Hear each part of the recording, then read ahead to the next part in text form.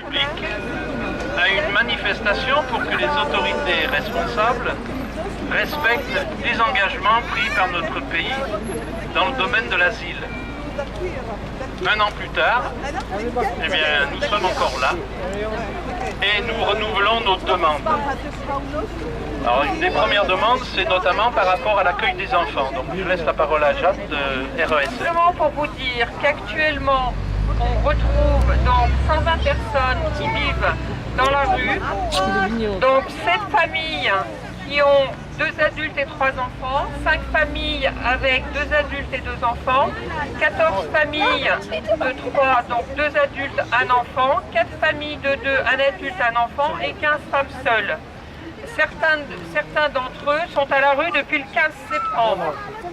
Donc ça nous fait actuellement 49 enfants qui couchent dans la rue. Ce sont pour la plupart des primo-arrivants, c'est-à-dire que l'État leur doit le logement.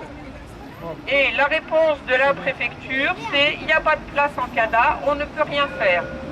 Donc l'État ne fait pas ce qu'il devrait. On voulait aussi vous signaler que par ailleurs, dans 2 jours, les Restos du Cœur vont fermer pour 15 jours. Ce qui veut dire qu'ils ont fermé, oui, et ce qui veut dire qu'on va se retrouver avec pas de nourriture pour ces gens.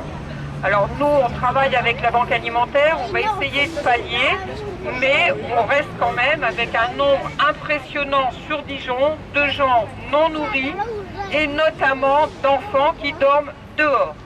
Alors l'ouverture d'une clean, on nous dit c'est bien, c'est formidable, on a scolarisé des enfants.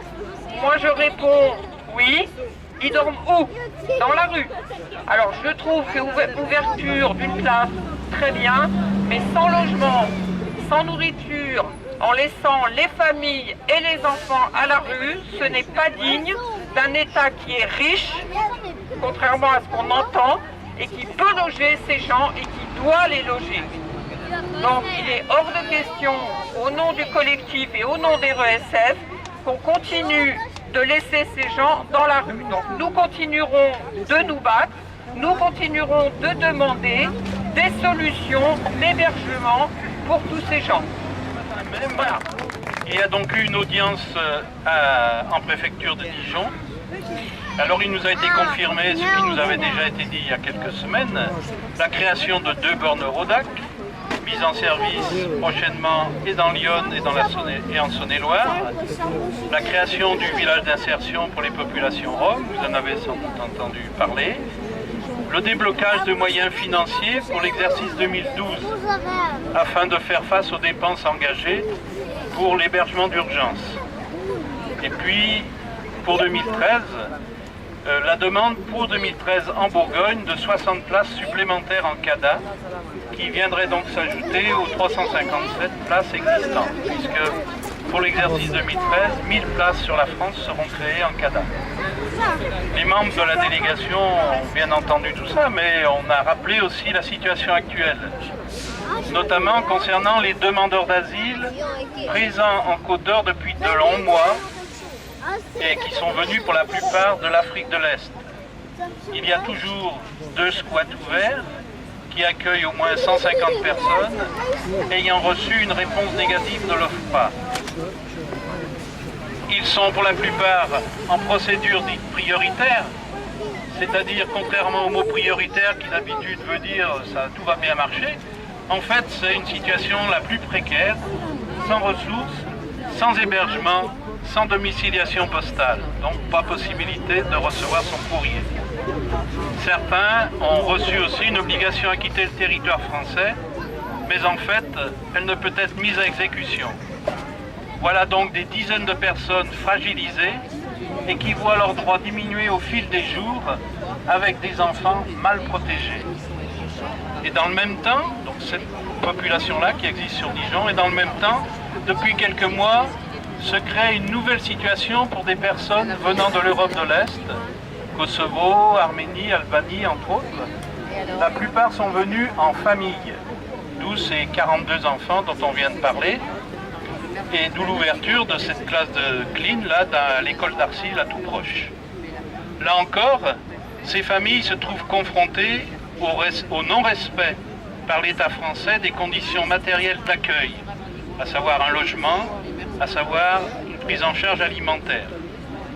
Une famille d'ailleurs passe ses nuits et toute sa journée là dans la salle d'attente de la gare de Dijon depuis le 19 septembre. Ça vous a été dit, mais ça c'est quelque chose. Maintenant ils sont fermés à clé la nuit, ils sont bien au chaud dans la salle d'attente.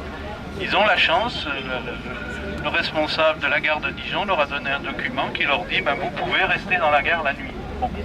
Alors qu'avant il fallait qu'ils quittent à 11h du soir et qu'ils pouvaient revenir à 5h du matin.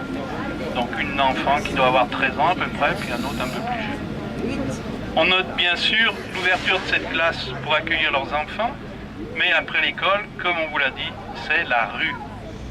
Les membres de la délégation ont demandé que soit envisagée la réquisition de locaux libres et existants sur Dijon.